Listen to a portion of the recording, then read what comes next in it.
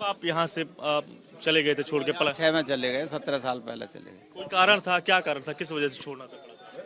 ना डर वोर कुछ ना, बस आपस में जो है सब चले गए थे तो अकेले रह गए थे, इसलिए जाना है। और कोई वजह ना थी, डर की कोई वजह ना थी। क्या तब भी मंदिर पर अतिक्रमण होना शुरू हो गए थे? मंदिर तो जैसा था वैसे ही है, कोई अतिक्रमण नहीं हुआ मंदिर पर। मंदिर तो जैसा था वैसे ही। बगल में जो मंदिर से सटी हुई दीवार नजर आ रही है, उसको लेकर क्या कहना है आप? ये तो मंदिर का ही कमरा है।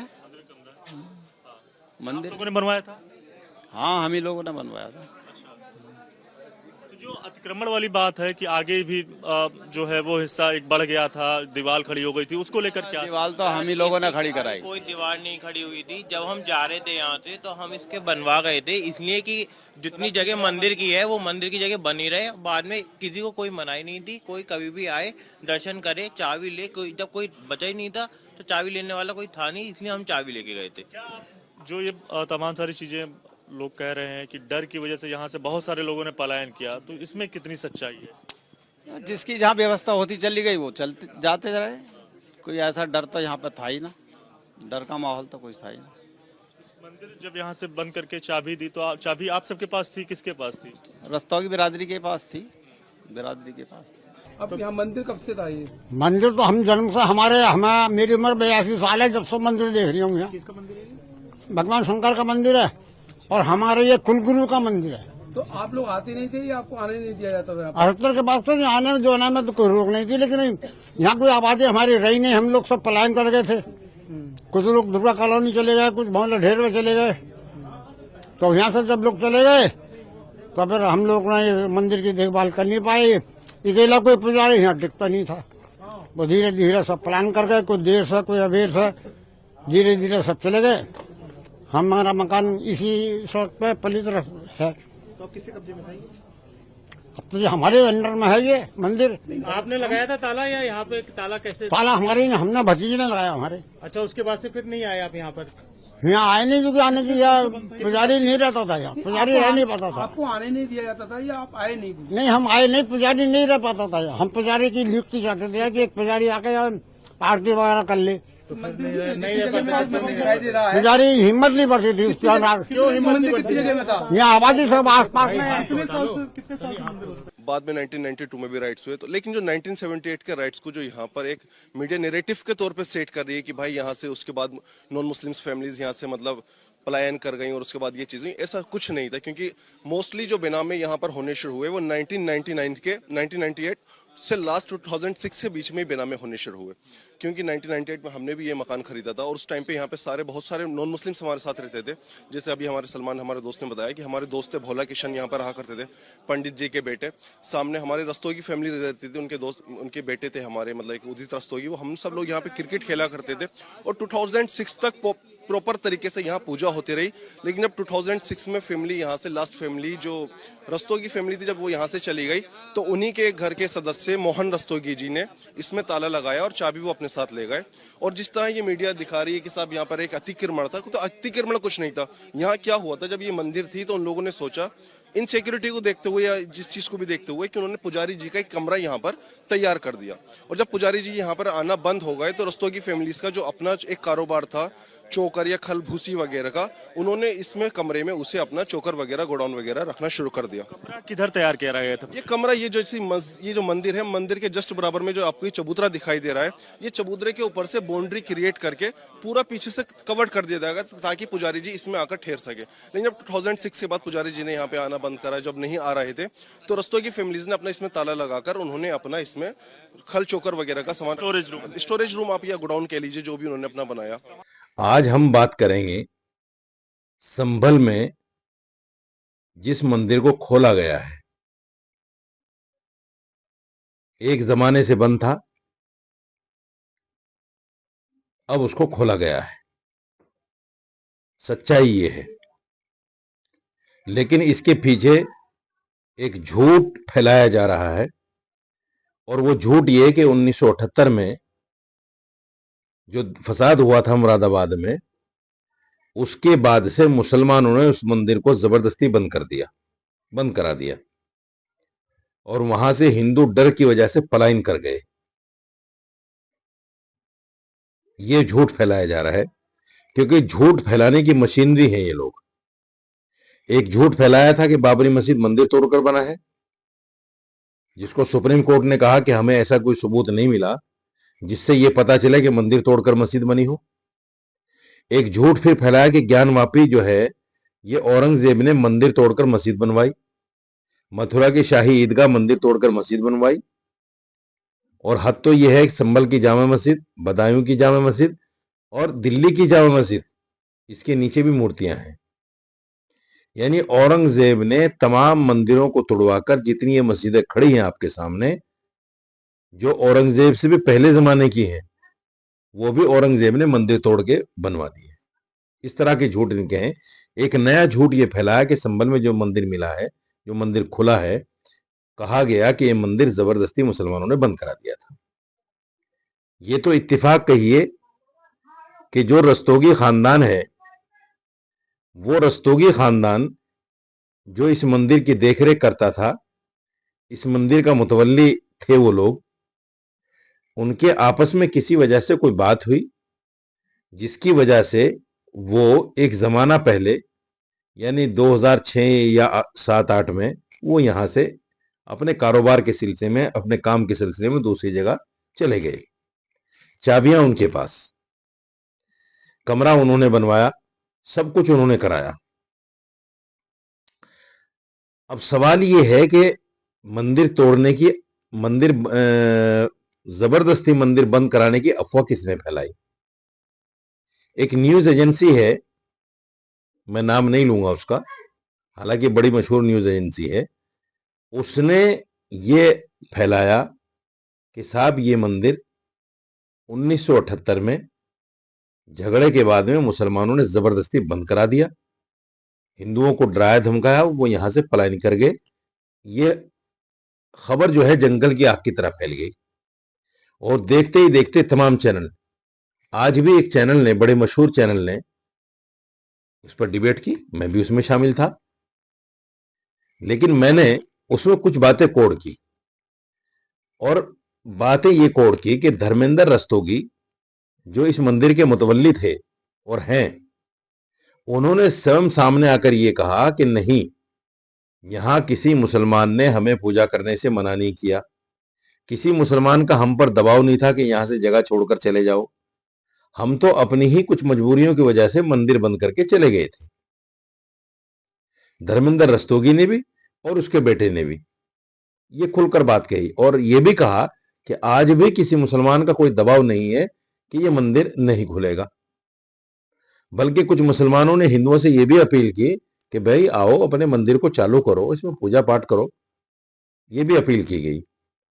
दूसरी बात, एक प्रदीप वर्मा करके एक शख्स का बयान एक देश के बड़े न्यूज चैनल ने, उसके रिपोर्टर ने जब छानबीन की, तो प्रदीप वर्मा ने कहा कि 1993 तक मैं भी इसी गली में रहता था जिस गली में मंदिर है, और मैंने इसमें खूब पूजा की है।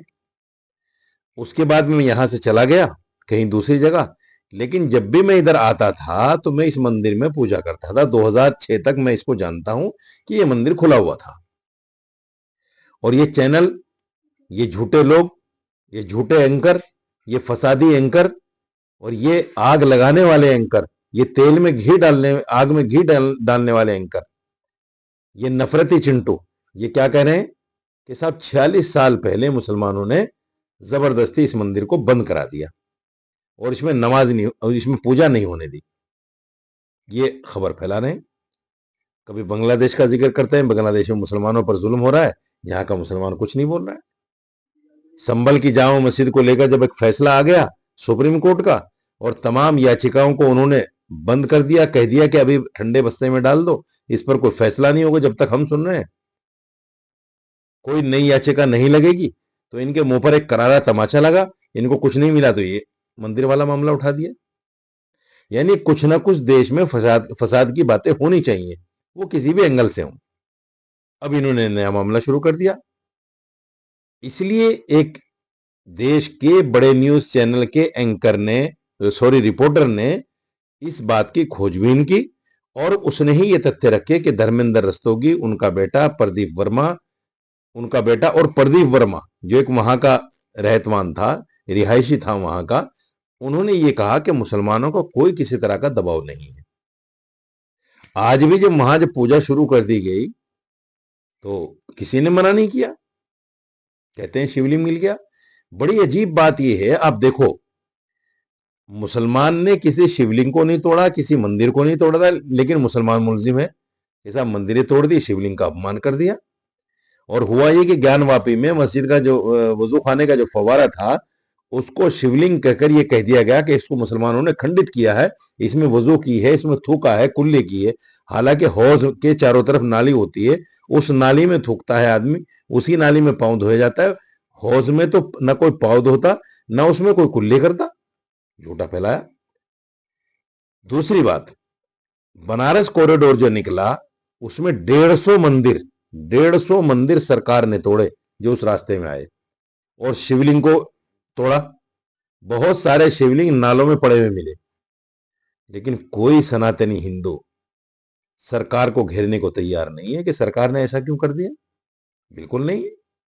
यहां जमुना पर झुग्गियां बस्तियां थी, यहां से जब शीला सरकार के टाइम में वो झुग्गियां बस्तियां उठी जमुना से, तो बहुत सारी मस्जिदें टूटी, बहुत सारे मंदिर टूटे, किसी ने कोई हंगामा नहीं किया। ये 2014 के बाद में ऐसा हो रहा है कि हंगामा करने का कोई ना कोई शक्ल ये सामने ला रहे हैं, कोई ना कोई बात देख रहे हैं कि जिससे नफरत फैले, फसाद हो, झगड़ा हो।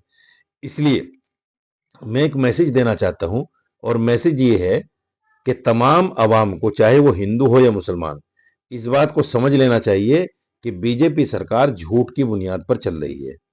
मंत्री से लेकर संतरी तक झूठ, तमाम प्रवक्ता, तमाम नेता, तमाम कार्यकर्ता सिर्फ झूठ झूठ झूठ झूठ ही परोस रहे हैं। देश जो है विश्व गुरु बन गया, हमारी जीडीपी बहुत बढ़ गई, हम आज दूसरे नंबर पर हैं, तीसरे नंबर पर हैं। हालांकि हमारी जीडीपी बांग्लादेश और अफगानिस्तान से भी कम है, हमारा रुपया कम है, और ये कह रहे हम विश्वगुरु बन गए। पता नहीं कौन से विश्वगुरु बन गए भाई। इतना जरूर है कि मोदी जी ने इतने दौरे कर लिए विदेश के अपने 11-12 साल के कार्यकाल में कि शायद किसी प्रधानमंत्री ने इतने दौरे किए हों। पता नहीं क्या करना चाहते हैं।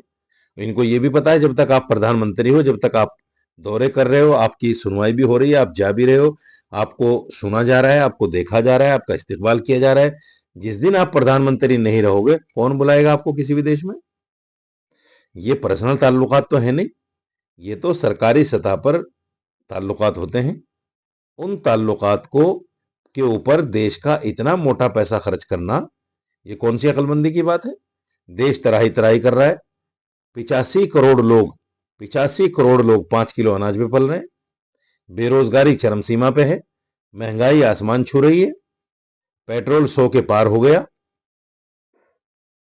नौकरियां देश में है नहीं, लेकिन ये विश्व गुरु बनाए बैठे हैं देश को, और दौरे पर दौरे हो रहे हैं प्रधानमंत्री जी के, और एक कपड़ा जो एक बार पहन लेते हैं दोबारा तन पे नहीं डालते। ऐसा किसी प्रधानमंत्री ने नहीं किया। और जितने भी इनके मानने जानने वाले हैं, इनके कार्यकर्ता हैं, वो सब के सब झूठ और झूठ परोसे हैं। मेरे हिंदू भाइयों को ये बात कब समझ में आएगी। देश का मुसलमान न किसी मंदिर के खिलाफ है, न किसी हिंदू के खिलाफ है। इस बात को अच्छी तरह समझ लीजिए। देश का मुसलमान देश में मोहब्बत चाहता है, इत्तिहाद चाहता है, आपसी भाईचारा चाहता है, गंगा जमनी तहजीब चाहता है, और ये चाहता है कि हमारा देश, जिसकी वजह से जाना जाता है पूरी दुनिया में कि हम सब तमाम धर्मों के मानने वाले लोग एक जगह रहते हैं, प्यार मोहब्बत से रहते हैं, उसी गंगा जमनी तहजीब को मुसलमान आगे बढ़ाना चाहता है। लेकिन ये हिंदू मुसलमान कराकर, नफरत की राजनीति करके, धर्म की राजनीति करके, इन्होंने उन साधु सन्यासियों को जिनको कोई पूछता नहीं था पहले, उनको इतनी छूट दे दी कि वो खुले मंचों से मुसलमानों को मारने काटने की बात, विधर्मी, मलेच, फला फला पता नहीं क्या क्या बोलते हैं, और सरकार खामोश तमाशाई बनी है। सैकड़ों मुसलमानों की मॉब लिंचिंग हो गई, सरकार तमाशाई बनी हुई है। इसलिए मुसलमानों जागो।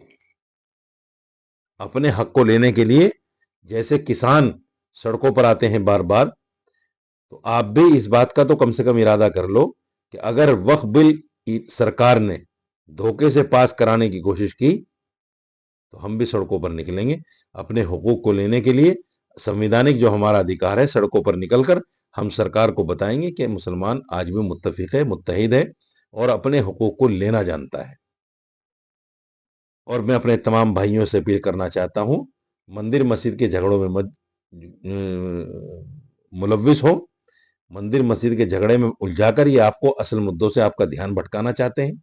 ये चाहते हैं कि लोग आपसे इनसे सवाल ही ना पूछें। इसलिए आप जो है कम से कम सोचो, अकल और होश की आंखें खोलो और ऐसे लोगों को वोट ना करो जो देश में नफरत फैलाना चाहते हैं। ये धार्मिक नहीं है, सिर्फ वोट के लिए कर रहे हैं, सिर्फ वोट के लिए। इसलिए इनको समझ जाओ। मैं फिर हाजिर हूंगा आपके सामने किसी एक नए टॉपिक के साथ। जब तक के लिए आप देखते रहिए मेरा चैनल MSR न्यूज और वीडियो को लाइक कीजिए, शेयर कीजिए और चैनल को सब्सक्राइब कीजिए। बहुत बहुत शुक्रिया। जय हिंद, जय भारत।